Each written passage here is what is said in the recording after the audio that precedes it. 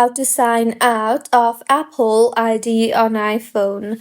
Hello everyone, I am Bishaka and welcome to our channel. Now let's get right into the tutorial. Firstly, go ahead and launch the settings application on your device and now tap on your profile option on the top of your screen and scroll down to the bottom and you will see the option for sign out.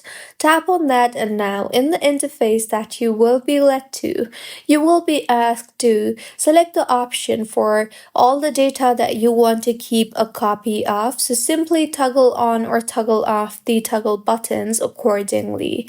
Finally, tap on the sign out option on the top right of your screen and in the confirmation that appears, tap on sign out again and with this, you will be signed out of your Apple ID. So this was about how you can sign out of Apple ID on iPhone. If you find this tutorial helpful, please like the video and do comment if you have any queries.